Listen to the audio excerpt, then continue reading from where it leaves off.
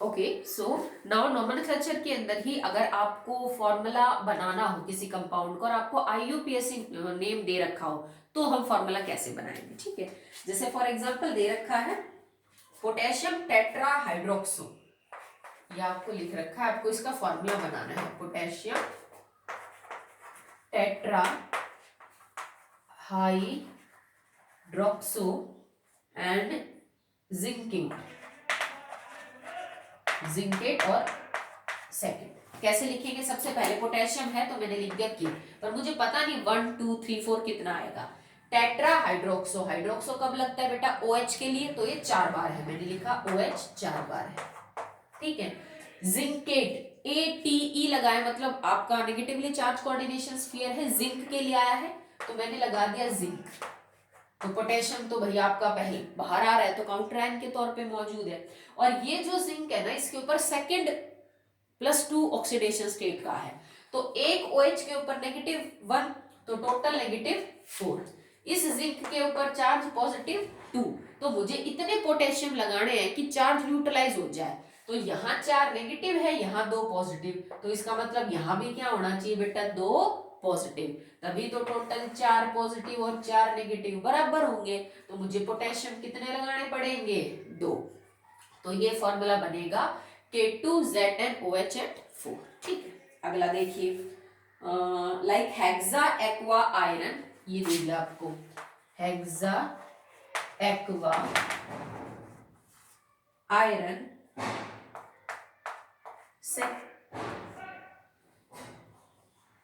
Second sulphate, ठीक है। अब हेक्सा एक्वा का मतलब 6 बार वाटर है, हेक्सा एक्वा, आयरन मतलब Fe मौजूद है, ठीक है। ये आयरन सेकंड ऑक्सीडेशन स्टेट में है और पीछे सल्फेट SO4, देखो ये तो 0 हो गया, ठीक है, और SO4 के ऊपर 2 नेगेटिव है तो इसको एग्जैक्टली आयरन का 2 पॉजिटिव अपने आप बैलेंस आउट कर रहा है, तो आपको कोई भी नंबर वगैरह कुछ भी लगाने की जरूरत नहीं है, ये चीज ऑटोमेटिकली चार्ज से बैलेंस आउट हो रही है, ठीक। अगला देखिए बेटा, that is potassium hexacyanoferrate, potassium hexacyano 6 बार साइनो, फेरेट मतलब आयरन है Fe, ठीक है, बट आयरन की जो ऑक्सीडेशन स्टेट है वो यहाँ पे 3 है, इसका मतलब ये हुआ यहाँ पे आयरन +3 भी होना चाहिए, तो साइनाइड की वजह से टोटल चार्ज आपका हो गया -6, तो मैं कितने पोटेशियम लगाऊं कि आयरन के ऊपर 3 हो, तो अगर आयरन का 3 यहाँ टोटल -6, तो मेरे को यहाँ पे भी +3 करना पड़ेगा, तभी +3 +3 +6 और -6 बराबर होंगे, तो मतलब पोटेशियम यहाँ कितने आने चाहिए आपके +3, बस आपको ऐसे ही करना है। अगला है जैसे वन इज क्लोरोबिस, ये लिख रखा है क्लोरोबिस, इथेन 1,2 डाइअमीन नाइट्रो कोबाल्ट 3 आयन, इसका मतलब एक लिगेंड क्लोरीन है, बिस 2 बार आया है, इन मैंने वैसे लिख दिया शॉर्ट फॉर्म में, इसमें पूरा लिखा हुआ है इथाइलिन डाइअमीन, ठीक है। तो ये चीज कितनी बार है, 2 बार है, तो हमने लिखा क्लोरीन है, इन 2 बार है, ठीक है, नाइट्रो कोबाल्ट, नाइट्रो है मतलब NO2 है, ठीक है, कोबाल्ट है और कोबाल्ट की 3 ऑक्सीडेशन स्टेट है, और यहाँ पे आयन है, आयन का मतलब यहाँ पे चार्ज, तो वो चार्ज आपको पता करना है, 1 है 2 है 3 है कितना है, तो कोबाल्ट हमारे यहाँ +3 में है, तो देखो क्लोरीन के ऊपर होता है -1, इन हो जाएगा 0, यहां हो जाएगा बेटा कितना -1 NO2 के ऊपर, तो देखो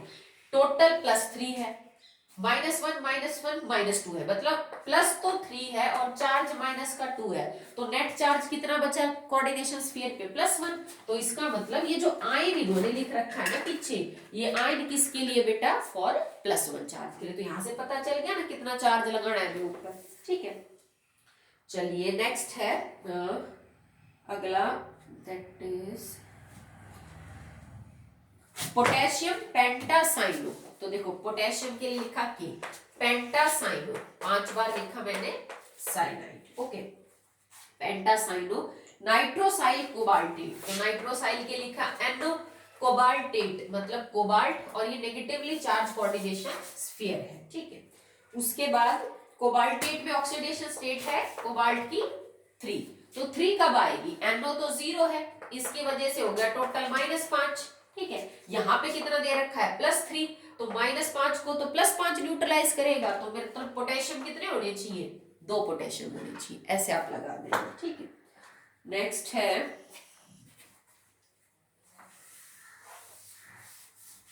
लिगेंड्स के चार्जेस वगैरह आपको ध्यान होनी चाहिए बेटा, अदरवाइज तो फिर नहीं होगा। देखिए हेक्सा ये सिंपल है, आप कर लेंगे, ये सारे आसान है बेटा, इसमें ऐसा कुछ मुश्किल नहीं है। जैसे लिख रखा है chloro nitro diamine, chloro nitro di amine platinum second, platinum और सेकंड, ठीक है। इसका मतलब क्लोरीन है, नाइट्रो इसका मतलब NO2 है, नाइट्रो डाई अमीन इसका मतलब अमीन 2 बार है,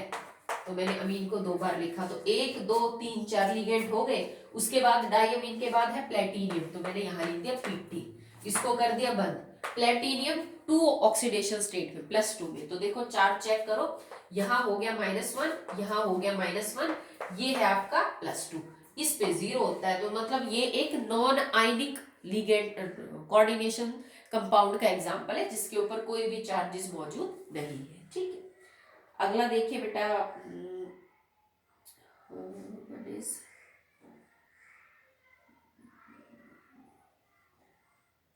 अच्छा पेंटा अमीन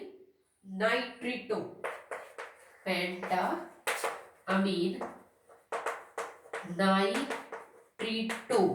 ठीक है। ओ कोबाल्ट 3। अब देखो बेटा मैंने आपको बताया था नाइट्रो और नाइट्रिटो में क्या फर्क है, कि यहाँ पे NO2 ऑक्सीजन के थ्रू बॉन्ड बना रहा है और नाइट्रो में वो नाइट्रोजन के थ्रू, तो पेंटा अमीन 5 बार अमीन है, इसको हम लिखेंगे ONO, ऑक्सीजन के थ्रू बॉन्डिंग है। कोबाल्ट है, कोबाल्ट के ऊपर चार्ज +3 है, तो चेक करो -1, ठीक है। और पेंटा अमीन नाइट्रो एंड कोबाल्ट 3, फिर पीछे कुछ होगा बेटा इसमें, हाँ इसमें आयन नहीं लिखा है इन्होंने, आप इस चीज को ठीक कर लीजिएगा, इसके नाम के पीछे आयन मिलेगा, क्योंकि यहाँ पे जो है वो चार्जेस बराबर बराबर नहीं है, तो इसका मतलब कॉम्प्लेक्स पे चार्ज आएगा। यहाँ पे देखो -1, ये 0, ये +3, तो टोटल +2 चार्ज हुआ इसके ऊपर, बच गया, तो यहाँ पे हमें क्या दिखाना पड़ेगा +2, तो इसके नाम के पीछे क्या लिखा जाएगा, आयन लिखा जाएगा, ठीक है। ये 2 एक्सरसाइज बेटा आपकी बुक में दे रखी है, तो इनको आप जो है वो अपनी फेयर कॉपी के अंदर सॉल्व कर लेना। ज्यादा एग्जांपल जो दे रखे हैं वो फॉर्मूले देके और उनके IUPAC की नॉमेनक्लेचर के ज्यादा हैं, नाम लिख के और फॉर्मूला निकालने के थोड़े से कम दे रखे हैं, ठीक है। तो ये सारे आप घर पे 1-2 दिन में कंप्लीट कर लीजिएगा। इसके बाद नेक्स्ट टॉपिक है बेटा isomerism in the coordination compound. Structural और स्टीरियो आइसोमेरिज्म जो है वो इस साल डिलीट कर दिया है आपका टॉपिक ड्यू टू कोरोना, तो अभी यूं समझ लीजिए कि आपका हाफ के आसपास जो चैप्टर है वो ये हो चुका है, और बात चल रही है स्कूल के खुलने की, तो जब भी 2-3 दिन में आपके स्कूल खुलते हैं तो आप अपना जो भी पेंडिंग वर्क है आपका किसी भी सब्जेक्ट का बेटा उसको कंप्लीट कर लो। केमिस्ट्री के अंदर हमने DF ब्लॉक कंप्लीट कर लिया इन छुट्टियों में, तो वो पूरा होना चाहिए आपका। डिलीटेड पोर्शन नहीं लिखेंगे, कई बच्चे जब नोटबुक भेजते हैं तो उसमें डिलीटेड पोर्शन भी वो कर देते हैं। और एक ये जो कोऑर्डिनेशन कंपाउंड है ये हमने नोमेनक्लेचर तक अभी कंप्लीट कर दिया है, तो ये सब आपकी फेयर कॉपी में होना चाहिए। नोमेनक्लेचर जितने बुक में है वो सारे होने चाहिए, ये नहीं कि आपने कोई 5-7 लिखे और फिर बात खत्म होगी, जरूरी नहीं है बेटा, उन्हीं में से आएगा, बाहर भी आ सकता है, तो जितने नाम प्रैक्टिस करोगे उतना ईजी रहेगा। Okay, that's all for